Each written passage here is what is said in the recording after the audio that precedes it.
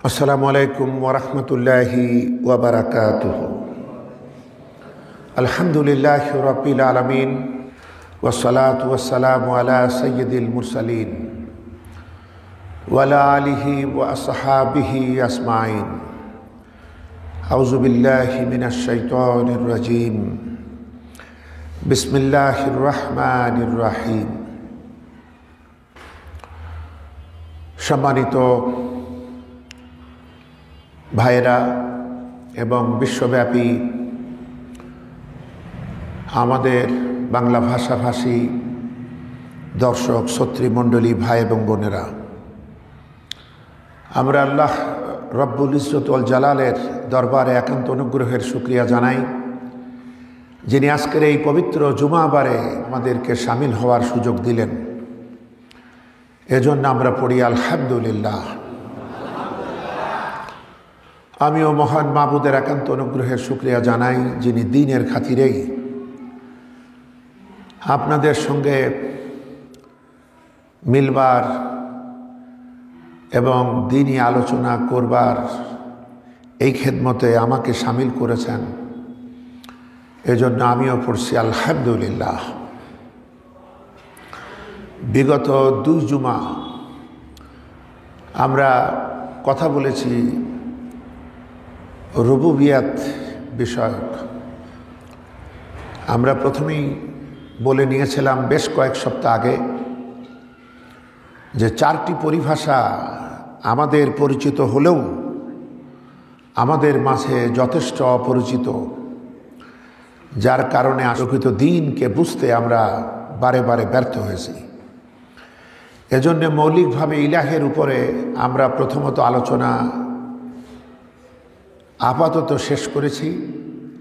এরপরে এখন শুরু করা হয়েছে রব।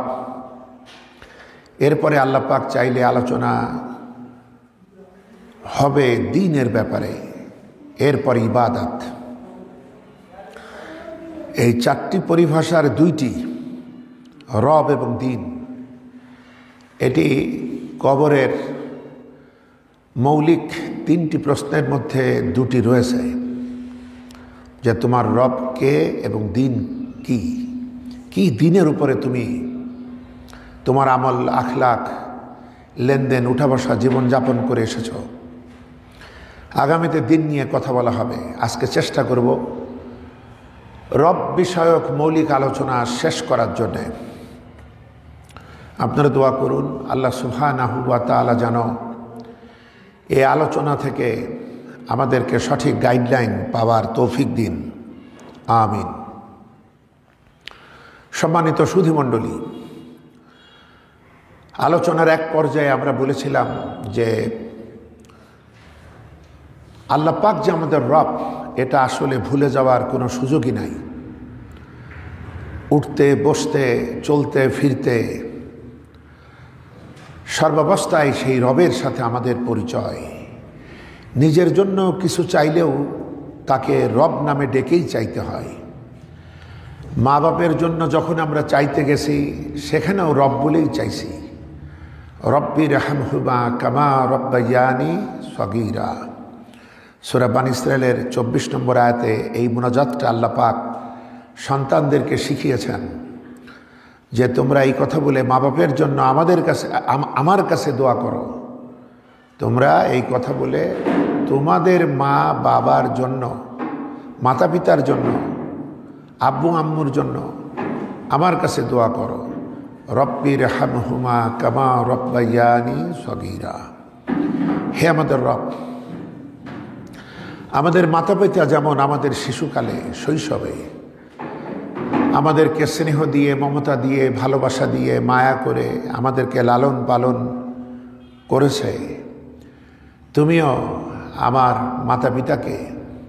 আমাদের মাতা পিতাকে তোমার রহমত দিয়ে, দয়া দিয়ে, মায়া দিয়ে তাদেরকে তুমি লালন পালন করো।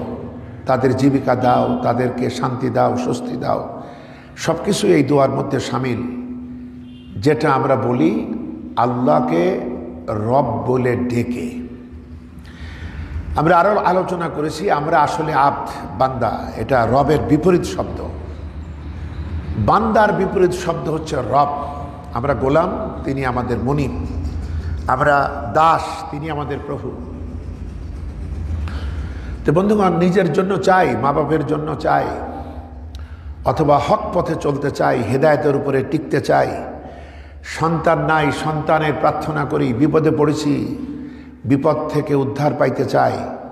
অসুস্থ হয়েছি, রোগমুক্ত হওয়ার জন্য দোয়া করি। যাই করি, যেভাবেই করি, এমনকি সংসার জীবন সুন্দর যাতে হয়, সেখানেও রব্বানা হাবলানা মিন আজওয়াজিনা ওয়া যুররিয়াতিনা কুররাতা আয়ুনি ওয়াজআলনা লিল মুত্তাকিনা ইমামা। এই দোয়াটি আছে সূরা ফুরকানের শেষের দিকে। হে আমাদের রব, আমাদের স্ত্রীদেরকে আর আমাদের সন্তানদেরকে আমাদের চোখের শীতলতা বানাও। ওদের দেখলে যেন আমাদের নয়ন মন জুড়িয়ে যায়। এই সূরা যখন নাজিল হয় তখন মক্কাতে প্রচণ্ড অত্যাচার চলছিল কুরাইশ কাফিরদের পক্ষ থেকে সাহাবীদের উপরে। এরপরে নিজে মুসলমান হয়েছে স্বামী, বউ মুসলমান হয় নাই। বাপ মুসলমান হয়েছে, মা মুসলমান হয় নাই। ছেলে মুসলমান হয়েছে, মেয়ে হয় নাই। ভাই মুসলমান হয়েছে, আরেক ভাই হয় নাই। তো এই বিষয়গুলো চোখে দেখে ইমানদারদের মনে হচ্ছিল তাদের চোখে কাঁটা বিচ্ছে, খুব কষ্ট পাইত তারা। আবার কেউ হিজরত করে মদিনায় চলে গেছে, এরা যাইতে চায় নাই, জাহিলিয়াতকে আঁকড়ে ধরেছে। এরা খুব কষ্ট পাইত ওই সময়, কারণ এরা ছিল সব প্র্যাকটিক্যাল ময়দানের মুসলিম, ব্যবহারিক ময়দানে দিনের প্র্যাকটিসিং মুসলিম ছিল তারা। তারা খুব কষ্ট পাইত। আল্লাহ তখন এই দোয়া তাদের জবানে তুলে দিলেন, যেই দোয়া করো, রব্বানা হাবলানা মিন আজওয়াজিনা ওয়া যুররিয়াতিনা কুররাতা আয়ুনি ওয়াজআলনা লিল মুত্তাকিনা ইমামা। হে আমাদের রব, আমাদের স্ত্রীদের অথবা স্বামী স্ত্রী পরস্পর, মেয়েরা বললে স্বামী বুঝাবে এই দোয়াই। হে আমাদের রব, আমাদের স্বামী স্ত্রীদের, আমাদের সন্তানাদিকে আমাদের চোখের শীতলতা বানাও। আমাদের নয়ন মন যেন জুড়িয়ে যায় তাদেরকে দেখে। আর আমাদেরকে তোমাকে যারা সাবধান, তোমাকে নিয়ে যারা সাবধানতার সাথে চলে, তোমাকে ভয় করে যারা সতর্কভাবে চলে, ওই সমস্ত মুত্তাকিদের নেতা হিসাবে আমাদেরকে কবুল করো। আমরা বলি আমিন। তো বন্ধুগণ, সব ক্ষেত্রেই রব। ঠিক এইভাবে, এবং আমরা আরও একটি কথা বলেছিলাম, এই রব নিয়ে বারবার কেন বলা হচ্ছে। দাঁড়িয়ে, ভাঁজ হয়ে, রুকুতে, সিজদায়, সব ক্ষেত্রেই রব। তো বন্ধুগণ, রব আমার সারা জীবনের প্রতি মুহূর্তের সম্পর্ক, আর আমি হলো আব্দ, সবসময় আব্দ। এটা বলা হচ্ছে এজন্য, এই নামটিকে হাইজ্যাক করে হাইজ্যাকাররা, মানবতার দুশ্মনেরা নিজেদের নামে এরা চাপায় নিয়েছে। এই সাইনবোর্ড তারা নিজেদের উপরে ঝুলাই নিয়েছে। কোরআনে কারীমের ৭৯ নম্বর সূরা, সূরা নাজিয়াত, এর ২৪ নম্বর আয়াতে ফেরাউনরা কি বলেছিল এটা আল্লাহ পাক বলছেন। আল্লাহ পাক এটা তুলে দিয়েছেন, আনা রব্বুকুমুল আলা, আমি তোমাদের বড় রব। শুধু রব না, তোমরা তো কেউ কেউ বলছো আল্লাহ রব, ও সবের চাইতেও আমি বড় রব। এ কথা আমরা কতদিন বলছিলাম।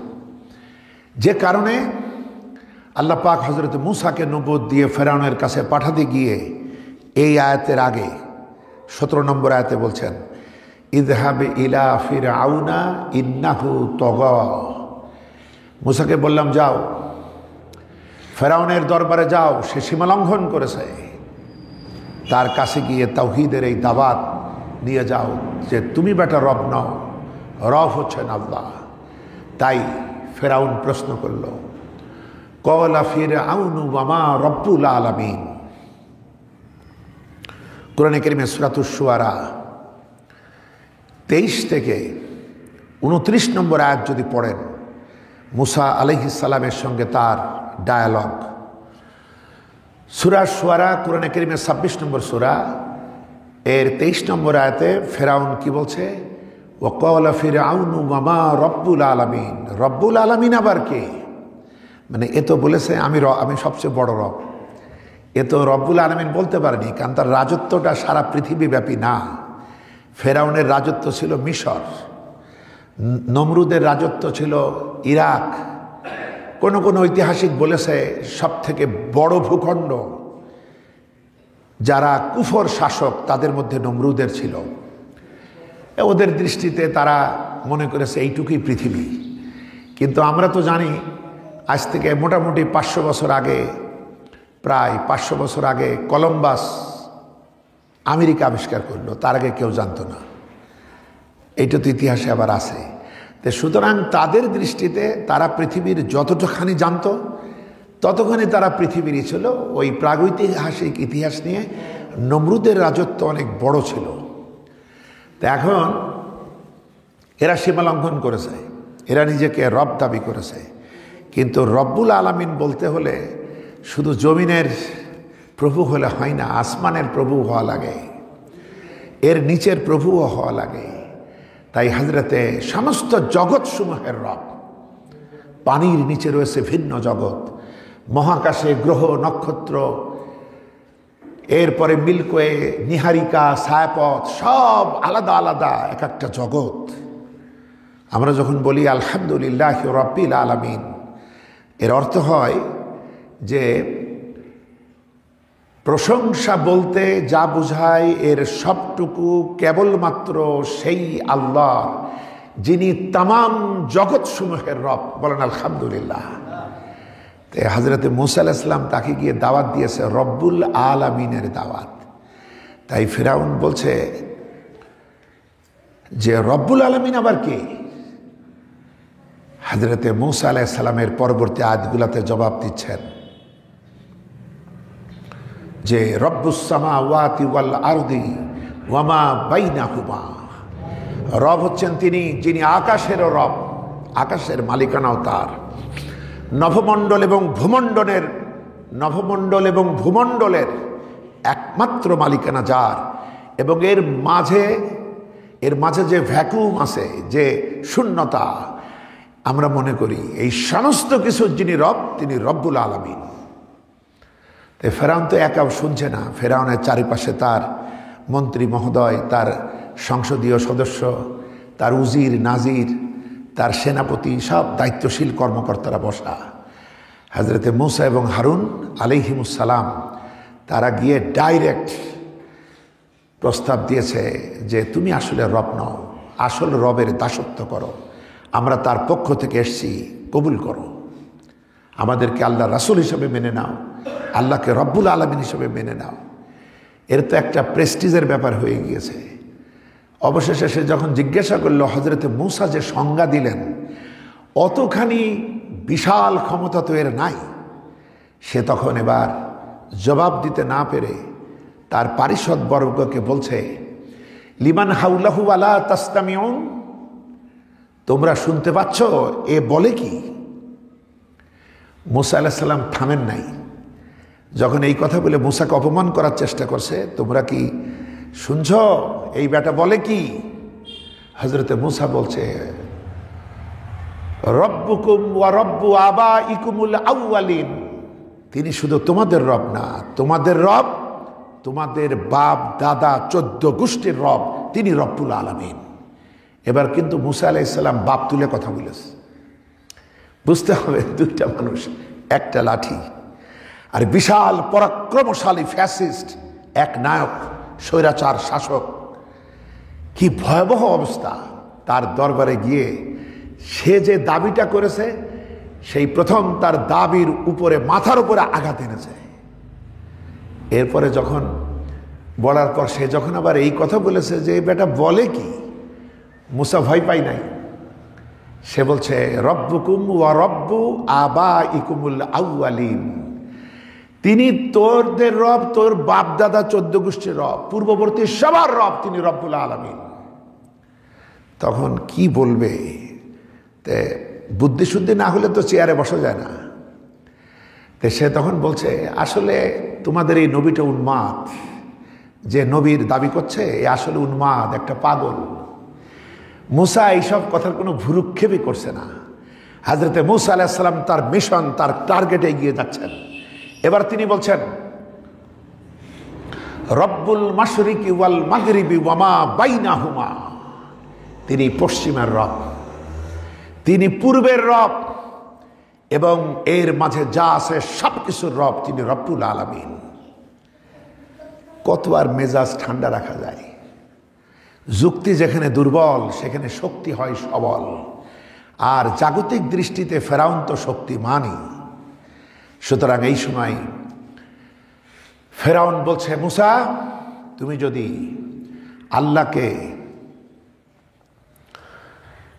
আল্লাহকে বাদ না দিয়ে যদি আল্লাহকেই রব হিসেবে মনে করো, আমাকে রব ভাবতে অস্বীকার করো, আমাকে ইলাহ রূপে মেনে নিতে তোমার যদি অসুবিধা হয়, তুমি যদি না মানো, তাহলে আমি কিন্তু তোমাকে কারাগারে পাঠাবো, কারারুদ্ধ করব। বন্ধুগণ, সব যুগের স্বৈরাচাররাই কারাগারের ভয় দেখায়, বন্দি, ফাঁসি, নির্যাতন এগুলার ভয় দেখায়। 29 নম্বর আয়াতে ফেরাউনের এই হুমকি যে তুমি যদি আল্লাহর পরিবর্তে আমার ইলাহ রূপে মেনে না নাও, আমি তোমাকে কারারুদ্ধ করব, জেলখানায় পাঠাবো। পরবর্তী আলোচনা আল্লাহ পাক উল্লেখ করেছেন কোরআনে কারীমের 40 নম্বর সূরা, সূরা মুমিন। ফেরাউন এত রেগে গেল, রেগে গিয়ে সে বলছে, 26 নম্বর আয়াত, সূরা মুমিনের 26 নম্বর আয়াত, জারুনি আকতুল মূসা ওয়াল ইয়াদউ রাব্বাহ ইন্নী আখাফু আইয়ুবাদদিলা দীনাকুম আও আইয়ুযহিরা ফিল আরদিল ফাসাদ। ফেরাউন বলছে, তোমরা আমারে ছাড়ো, আমি মূসাকে হত্যা করি। কথা দেখেন, মনে হচ্ছে কেউ যেন ওরে ধরে রাখছে, কেউ যেন ওরে বাধা দিচ্ছে। তো এর দুরকম ব্যাখ্যা হয়।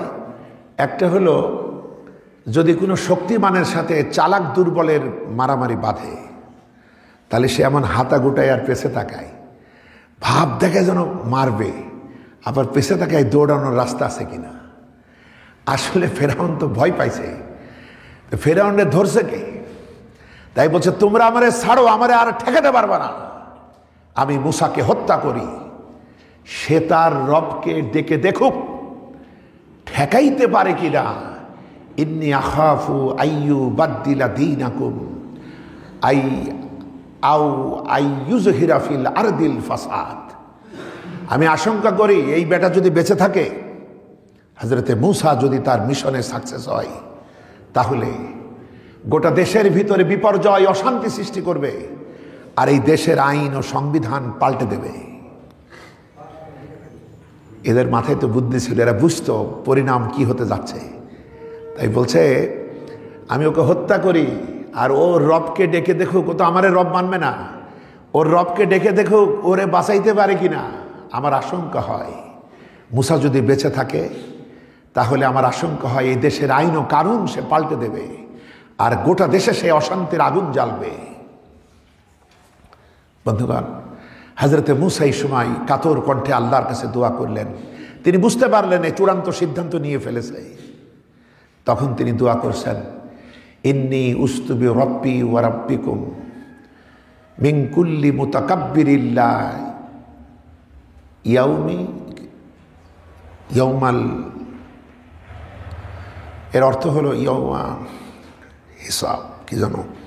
তিনি তখন বলছে, নিশ্চয় আমি তোমাদের রব এবং আমার রবের কাছে আশ্রয় চাই সকল অহংকারী উদ্ধত বেয়াদবদের থেকে, যারা আল্লাহকে বিশ্বাস করে না, আখেরাতে যারা বিশ্বাসী না, সেই সমস্ত উদ্ধত অহংকারীদের অনিষ্ট থেকে আমি তোমাদের ও আমার রবের কাছে আশ্রয় চাই। বন্ধুগণ, ইন্নী উস্তুবি রব্বি ওয়া রাব্বিকুম মিন কুল্লি মুতাকাব্বিরিল্লাহ ইয়াউমা, আরবিটা আসলে পুরা মনে করতে পারলাম না। তো বিষয়গুলো দেখেন, সব ক্ষেত্রে বাঁচতে গিয়েও রব লাগে। তো যখন এই চূড়ান্ত সিদ্ধান্ত করলো, হযরতে মূসা যখন আল্লাহর কাছে এই দোয়া করলেন, তখন 28 নম্বর আয়াতে আল্লাহ পাক একটি রহস্য উন্মোচিত করলেন যে ফেরাউনের দরবারে একজন উচ্চ পদস্থ কর্মকর্তা ছিল যিনি গোপনে ঈমান এনেছিলেন। এজন্য ওটা হইতেও পারে যে ফেরাউন বাধা অনুভব করছিল কারো না কারো পক্ষ থেকে, যে জন্য সে বলছে আমারে ছাড়ো, আমি ওকে হত্যা করি। তো এইরকম যখন কঠিন মুহূর্ত, তখন যেই উচ্চপদস্থ কর্মকর্তা গোপনে ঈমান এনেছে তিনি চিন্তা করলেন এখন চুপ থাকলে হবে না, তাহলে মুসাকে আমরা হারাবো, সুতরাং কথা এখন বলতেই হবে। সে তখন ভরা দরবারে দাঁড়িয়ে গেল, দাঁড়িয়ে বলল, খুবই যুক্তিপূর্ণ বক্তব্য দিল। তার একটা দীর্ঘ বক্তৃতা আছে, আমি শুধু রবকেন্দ্রিক কথাগুলো আপনাদের শোনাই। এটি হচ্ছে 28 নম্বর আয়াত সূরা মুমিন। তিনি বললেন, আতাকতুলুনা রাজুলান ইয়াকুলা রাব্বি আল্লাহ, আতাকতুলুনা রাজুলান ইয়াকুলা রাব্বি আল্লাহ, তোমরা কি এই ব্যক্তিকে এজন্য মারতে চাও যে লোকটি বলেছে আল্লাহই আমার রব? ওয়াকাদ জাআকুম বিল বাইয়িনাতি মির রাব্বিকুম, অথচ সে তো তার রবের পক্ষ থেকে উপযুক্ত দলিল প্রমাণাদি নিয়ে তোমাদের সামনে এসছে, আর তোমরা শুধু তাকে এই অপরাধে মারতে যাচ্ছ। মানে এর তো অপরাধ নাই, দেশে বিপর্যয় তো তোমরাই সৃষ্টি করো। সকল যুগের স্বৈরাচাররা উদর পিণ্ডি বুদর ঘাড়ে চাপায়, বিপর্যয় অশান্তি নিজেরা সৃষ্টি করে আর নিরপরাধ মানুষের উপরে চাপায়। এ বেটাও তাই চাপালো। তাই সেই মহান ব্যক্তি যিনি গোপনে ঈমান এনেছিলেন তিনি বললেন, সে তো তার রবের পক্ষ থেকে দলিল প্রমাণাদি নিয়ে এসছে। তো বন্ধুগণ দেখুন, মুসার সাথে ফেরাউনের সংঘাত সংঘর্ষ সর্বশেষ পর্যন্ত গেল এই রব নিয়েই। সুতরাং দেখুন কিভাবে খুবই নিরিবিলি আল্লাহ পাক প্রথমেই নিজেকে রব হিসেবে পরিচয় করিয়েছিলেন আমাদের সাথে। তিনি পরিচিত হয়েছিলেন রুহের জগতে, এরপরে পৃথিবীতে এলাম, নবীদের বাণী আমরা শুনলাম।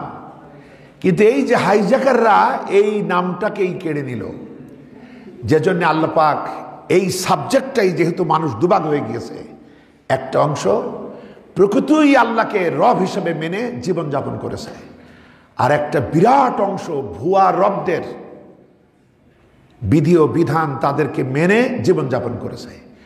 এজন্য পৃথিবী থেকে, এই খেলাফতের ময়দান থেকে যখনই আমি আপনি চলে যাব, তখনই প্রশ্ন হবে প্রথম, মার রব্বুক, কে তোমার রব? তোমার পরিচয়টা বলো, কোন দলের লোক ছিলে তুমি? নবীরা যে আল্লাহকে রব হিসেবে চিনাইছিল তাকে মেনে পৃথিবীতে এসেছ, নাকি ভুয়া যারা ছিল হাইজাকার তাদের আইন ও বিধান কানুন মেনে এখানে এসছো? তোমার পরিচয় কও, মার রব্বুক। বিষয়টা খুব গুরুত্বপূর্ণ বিষয়। বন্ধুগণ, জেলখানায় চলে গেলেন হযরত ইউসুফ আলাইহিস সালাম।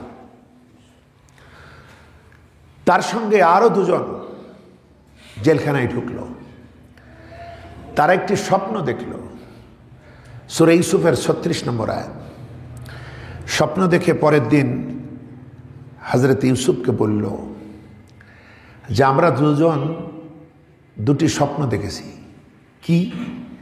একজন বলল, আমি দেখলাম আমি আঙুর নিংড়িয়ে রস বের করছি। আরেকজন বলল, আমি স্বপ্নে দেখলাম আমি মাথায় রুটি বহন করছি, আর পাখি ঠোকর দিয়ে সেই রুটি খাচ্ছে। এই হলো আমাদের স্বপ্ন।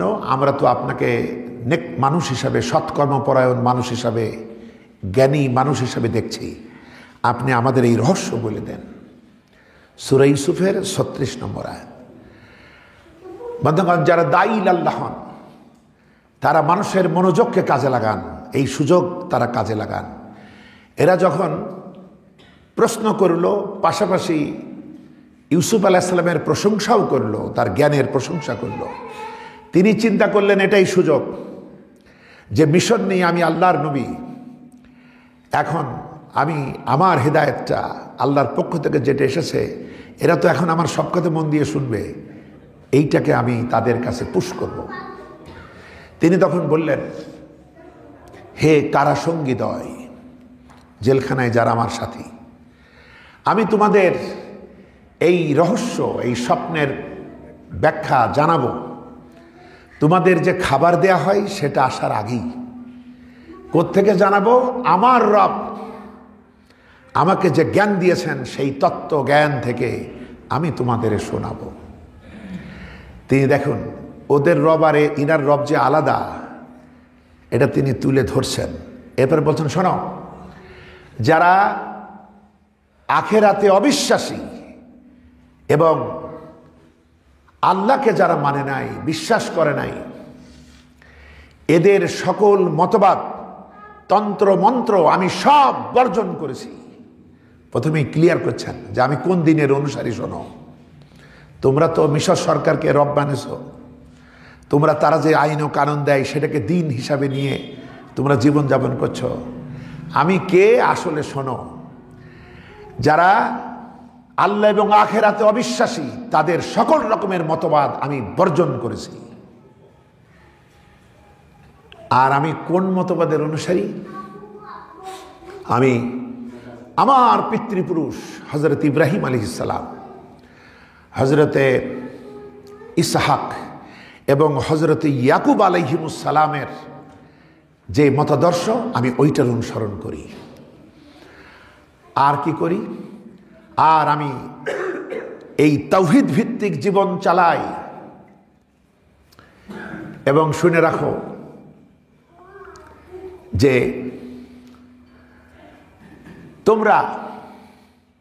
তোমরা যে শিরক করছো, তোমরা যে বিভ্রান্তিতে আসো, এসব থেকে আমি দূরে, আমি মুক্ত। তোমরা যাদের দাসত্ব করো, যাদেরকে রব হিসেবে নিয়েছ, যে নামগুলা তোমরা বলো, ওই নামগুলো তোমাদের বাপদাদারা আর তোমরা তৈরি করেছো, এবং এই সব নামের দাসত্ব তোমরা করো। আমি এগুলা কবেই বাদ দিছি, এগুলার সাথে আমার কোনো সম্পর্ক নাই। এইভাবে তিনি তাওহীদের রঙে নিজের পরিচয়টা খাড়া করে অবশেষে 41 নম্বর আয়াতে তাদের স্বপ্নের ব্যাখ্যা দিচ্ছেন। খেয়াল করুন, ইয়া সাহিবা ইস-সিজনি আম্মা আহাদুকুমা ফায়াসকি রব্বাহু খামরান। তিনি বলছেন, শোনো হে কারাসঙ্গীদ্বয়, তোমাদের একজন এই জেল থেকে মুক্তি পাবে, এবং মুক্তি পাওয়ার পর তার এই দেশের বাদশার অধীনে তার চাকরি হবে, এবং সে তার রবকে মদপান করাবে। ফায়াসকি রব্বাহু খামরান। এই রব কি আল্লাহ? না। আল্লাহকে কেমনে মদপান করাবে? নাউজুবিল্লাহ। অর্থাৎ এরা সবাই মিশরের রাজাকে রব হিসেবে মানত। তো মিশরের রাজদরবারে যে আঙুর ফল এভাবে নিংড়িয়ে রস বার করার স্বপ্ন দেখছে, তাকে হযরতে মূসা আলাইহিস সালাম বলছে, তুমি এই স্বপ্নের অর্থ হলো তুমি মুক্তি পাবে এবং তুমি গিয়ে তোমার রবকে মদ পান করাবে, এই চাকরি তুমি পাবা, মদের সেকশনে তোমার চাকরি হবে। এই রবকে মিশর সরকার, তৎকালীন ফেরাউন বংশ। আচ্ছা, আরেকজনকে বলল যে তোমার ফাঁসি হবে, তোমার মুক্তি মিলবে না, ফাঁসি হবে এবং ফাঁসির পর তোমাকে ঝুলিয়ে রাখা হবে, তোমার মাথায় পাখিতে ঠোকর মারবে। এবং এটা এমন এক ব্যাখ্যা যা সিদ্ধান্ত হয়ে গিয়েছে, বলেন সুবহানাল্লাহ, এটার কোনো পরিবর্তন হবে না। তাহলে দেখুন রব কারা? যাদের কথা ইচ্ছাই হোক অনিচ্ছাই হোক, জনগণকে, অধীনস্থদেরকে মেনেই চলতে হয়, তাদের আইন ও কানুন, তাদের বিধিবিধান, তারা আসলে ওই রুবুবিয়তের আসনে থাকে। কিন্তু ওরা যদি আসল রবকে মানে, তাহলে উনিও আসল রবের আব্দ, গোটা দেশবাসীও আসল রবের আব্দ, অর্থাৎ দাস, গোলাম। কিন্তু এরা যখন ওই অবস্থায় পতিত হয়, তখন সর্বনাশ এইভাবে ঘটে। এই অবস্থা আমাদের শ্রদ্ধেয় লোকদের ভিতর হবে। যেমন ধরেন, আমাদের দেশে পীর সাহেবরা আছেন, বহু পীর এমন আছেন এবং তার মুরিদরাও এমন, যে আল্লাহ কি বলেছেন, রসুল কি বলেছেন তার ধার তারা ধারেন না। কিন্তু যদি শোনেন পীর সাহেব এইটা বলেছে, তাহলে আর কোনো যুক্তিতর্ক নেই, চোখ বুজে মেনে চলে। এই অবস্থা যখন হয় তখন মুরিদ তার পীর সাহেবকে রুবুবিয়তের আসনে বসায়েছে। এই মুরিদ হয় তখন দাস আব্দ, আর পীর সাহেব হয় রব। এই অবস্থা ছিল ইহুদিদের মধ্যে, এই অবস্থা ছিল খ্রিস্টানদের মধ্যে, আজকে মুসলমানদের ভিতরে ঢুকে পড়েছে। আপনি যদি সূরাতুত তাওবা পড়েন তাহলে 31 নম্বর আয়াত দেখেন, ইত্তাখাযু আহবারহুম ওয়া রুহবানাহুম আরবাবাম মিন দুনিল্লাহ। এদের পণ্ডিত, পীর পুরোহিত, এদের বুদ্ধিজীবী সম্প্রদায় এদেরকে নিজেদের রব হিসাবে গ্রহণ করেছে। এর সাথে এরা মরিয়ম পুত্র ঈসাকেও নিজেদের রব হিসাবে নিয়েছে। অথচ আল্লাহর পক্ষ থেকে ছিল মীমাংসিত সত্য যে আল্লাহই কেবলমাত্র রব, তার হুকুম, তার নির্দেশেই কেবলমাত্র চলবে। এটাই ছিল শাশ্বত দিন। বলেন আলহামদুলিল্লাহ। বিষয় হলো আমাদের এগুলো বুঝতে হবে। এবং শুধু তাই না, যারা এইভাবে রুবুবিয়তের আসনে নিয়ে মানবতার ধর্ম নিয়ে খেলা করে, মানবতার বিশ্বাস এবং আস্থা নিয়ে খেলা করে, এদের ব্যাপারে সূরা তাওবার 34 নম্বর আয়াতে ঈমানদারদেরকে ডেকে আল্লাহ পাক বলছেন, ইয়া আইয়ুহাল্লাযীনা আমানু ইন্না কাসীরাম মিনাল আহবারি ওয়ার রুহবান লিয়াকুলুনা আমওয়ালান নাস বিল বাতিল ওয়া ইয়াসুদ্দুনা আন সাবিলিল্লাহ। সুবহানাল্লাহ। আল্লাহ বলছে, ঈমানদারগণ শোনো, নিশ্চয়ই তোমাদের এই পীর পুরোহিত, এই বুদ্ধিজীবী সম্প্রদায়, এই সম্মানিত শ্রেণী, এরা জনগণের মাল বাতিল পন্থায় কামাই করে ভোগ করে। ওদের ইনকাম হালাল না।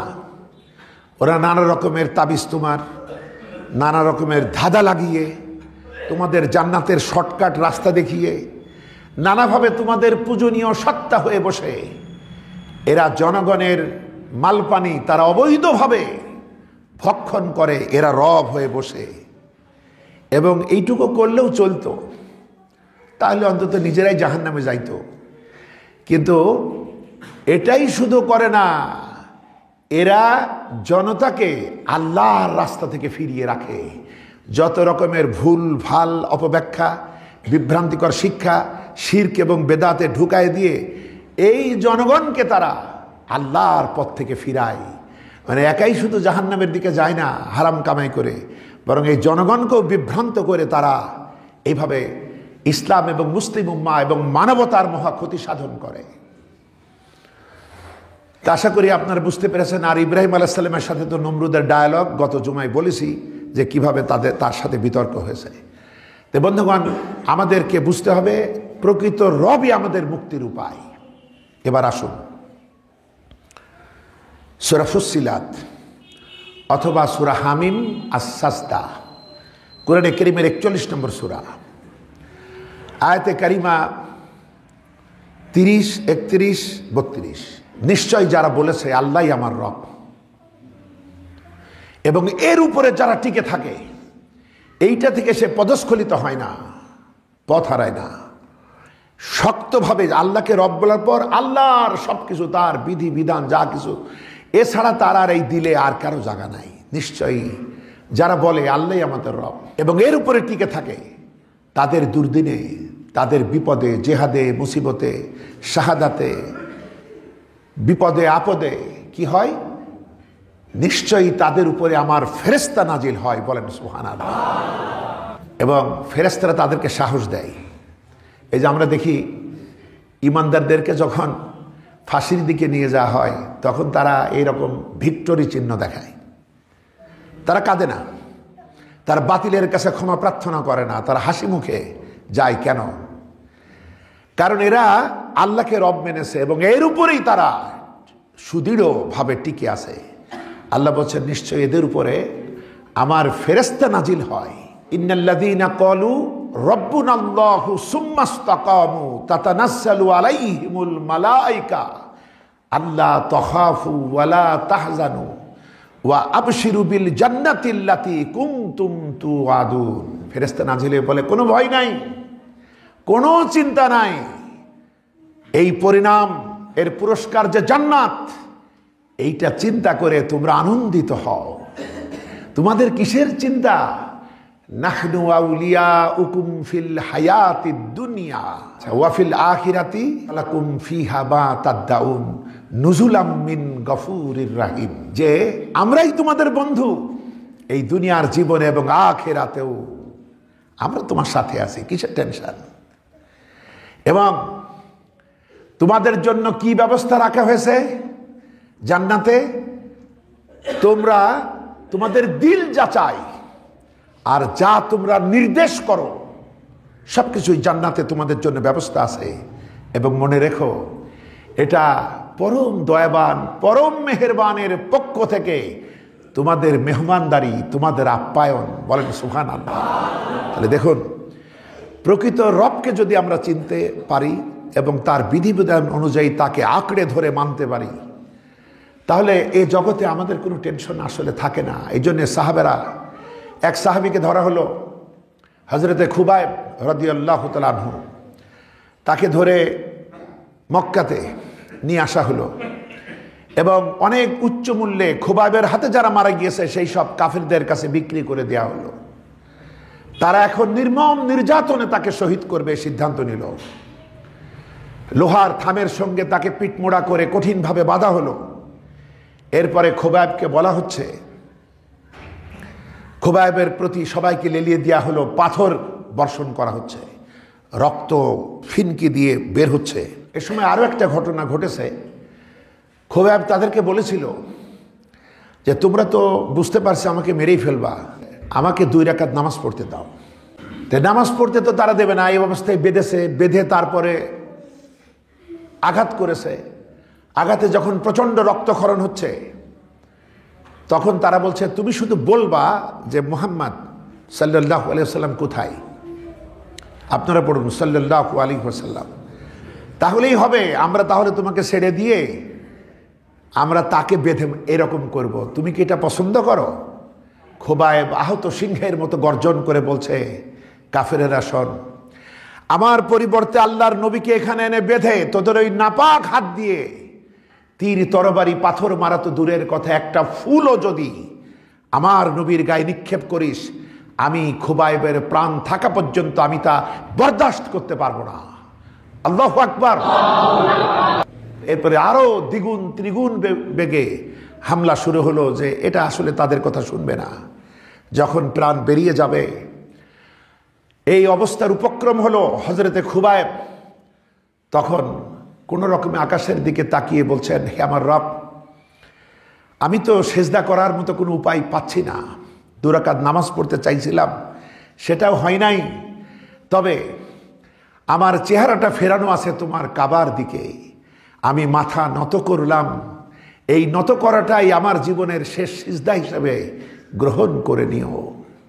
কাফেরেরা বুঝতে পেরে তার মাথা কাবা থেকে ভিন্ন দিকে ঘুরায় দিল। সঙ্গে সঙ্গে খুবাইবের মুখ থেকে উচ্চারিত হলো, ফাআইনামা তুআল্লু ফাসাম্মা ওয়াজহুল্লাহ, তোমরা আমার মাথা যেদিকেই ফেরাও না কেন, আমার আল্লাহ সেদিকেই আছেন। বলেন সুবহানাল্লাহ। বন্ধুগণ, এদের উপরে ফেরেশতা নাজিল হয়। এটা আমরা বুঝবো না, আমরা এই পর্যায়ের পথিক না হলে বুঝবো না। একটা অন্ধকে যদি বলা হয়, অন্ধ যদি জিজ্ঞাসা করে টিয়া পাখি দেখতে কেমন, তা আমরা বলবো এই গাছের পাতার মতো সবুজ। তো সে এবার বলবে গাছের পাতা কেমন সবুজ? যে আসলে পাতাই দেখে নাই তাকে কেমনে বুঝাবো? এ পথে চলতে গেলে এইসব মঞ্জিল আসতে থাকে।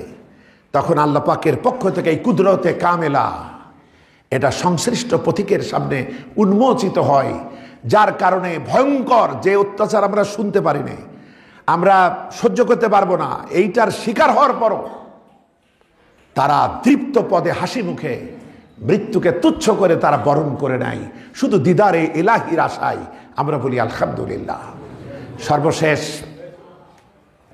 কয়েকটি কথা, সে কথাগুলি হলো, আমরা খুবই দুঃখিত, বাংলাদেশের সব থেকে বড় দিন প্রচারের কাফেলা হলো তাবলীগি জামাত।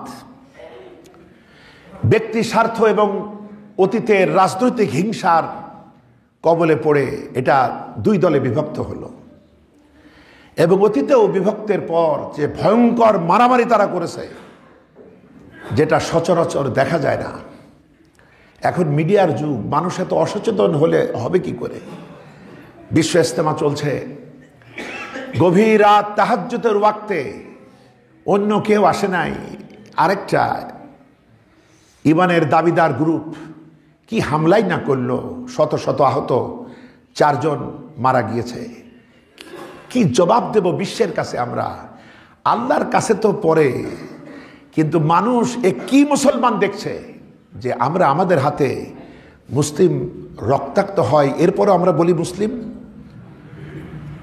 বুখারীর 9 নম্বর হাদিস, আল মুসলিমু মান সালিম আল মুসলিমুনা মিন লিসানিহি ওয়া ইয়াদিহি, সেই প্রকৃত মুসলিম যার জিহ্বার হাত থেকে অন্য মুসলিম নিরাপদ। আমরা কেমন মুসলিম? লোক দেখানো, রিয়া, লেবাসি মুসলিম। বন্ধুগণ, হিংসা করে কোনো নেক আমল কাজে আসবে না। আবু দাউদের হাদিস 4823 নম্বর হাদিস, হিংসা করো না। হিংসা যদি করো তোমার আমলে সেইভাবে আগুন লাগবে যেভাবে শুকনা কাঠে আগুন দিলে ছাইভস্ম হয়, পুরো আমলটাই ছাইভস্ম হবে। হিংসা করা ইবলিসের আমল, তার লক্ষ বছরের ইবাদত ধ্বংস হয়ে গিয়েছে। আমরা কি করতেছি এটা? বন্ধুগণ, আসল দুর্ভাগ্য হলো এটা ব্যাপারে দায়িত্বশীল মহলকে আরো সিরিয়াস হওয়া দরকার, যে কত মানুষ এদের মাধ্যমে হেদায়েতের পথ পাইছে। আমরা বলি আলহামদুলিল্লাহ। যারা নামাজ পড়তো না, ওযু জানতো না, যারা কোরআন পড়তে পারতো না, এরকম কত মানুষ দ্বীনের পথ পেয়েছে। আর তারা আজকে তুচ্ছ কিছু স্বার্থের জন্য কি করতেছে এটা? বন্ধুগণ, মুসলিম উম্মাহকে বিভক্ত করে কোনো আমল আল্লাহর কাছে কবুল হবে না।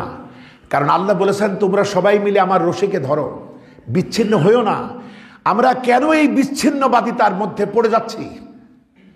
বন্ধুগণ, আসল কারণ হলো মানুষের ভিতরে আন্তরিকতা তৈরি করে কোরআন। এটাই একমাত্র হেদায়েতের কিতাব। নবীজি যখন মদিনায় এলেন, তখন মদিনাতে আউস এবং খাজরাজ 2টা গোত্র 100 বছরের উপরে ইহুদিদের ষড়যন্ত্রে ভাইয়ে ভাইয়ে তারা মারামারি করত। নবীজি গিয়ে এই কোরআন দিয়ে তাদেরকে এটাই বুঝাইলেন যে শোনো, তোমরা আজকে তাওহীদের অনুসারী। তাওহীদের মূল হচ্ছে আল্লাহ। আল্লাহ হচ্ছেন সবার বড়, আর আমরা সবার চেয়ে ক্ষুদ্র। এদের ভিতরে রাসূলুল্লাহ আসল জায়গায় হাত দিলেন। আউস এবং খাজরাজের প্রবলেমটা ছিল, এরা রক্ত সম্পর্কিত আত্মীয় হলেও তাদের ভিতরে ছিল ইগো প্রবলেম। ইগো, যে আমি বড়, আমি বড়। এই যে ইগো প্রবলেম, এই প্রবলেমে হাত দিয়ে রাসূলুল্লাহ তাওহীদ দিয়ে, তাওহীদের ছুরি দিয়ে এটাকে তিনি অপারেশন করলেন এইভাবে।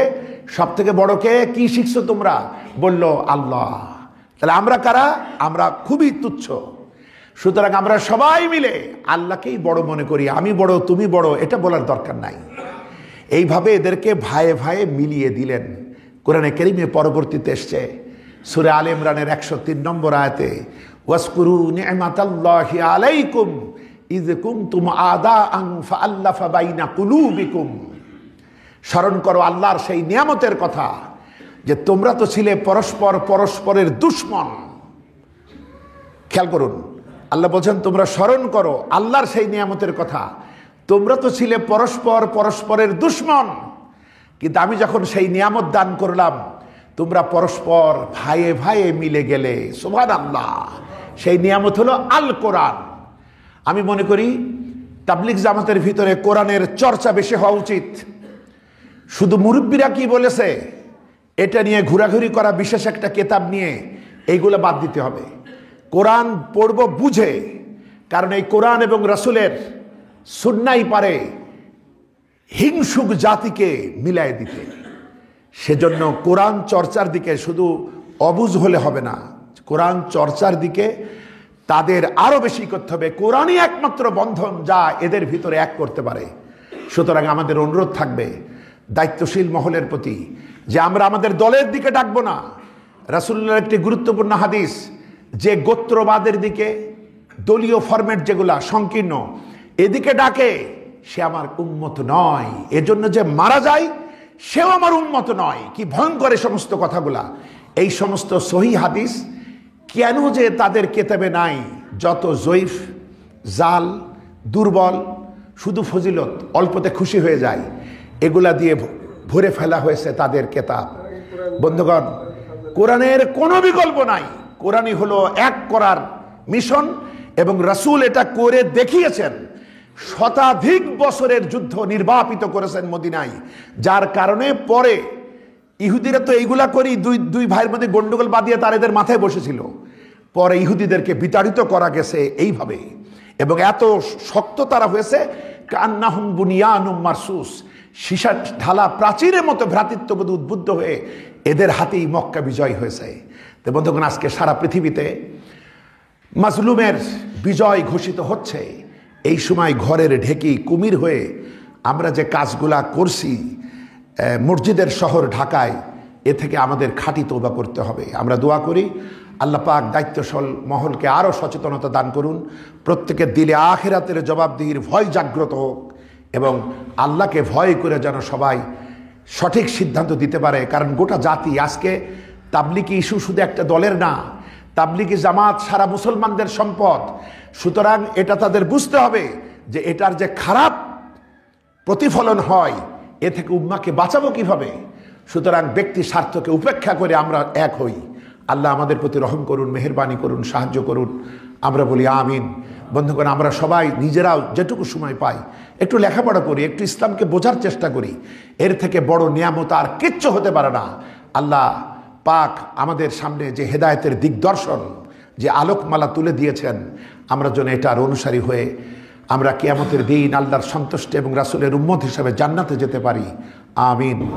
আসসালামু আলাইকুম ওয়া রাহমাতুল্লাহি ওয়া বারাকাতুহু।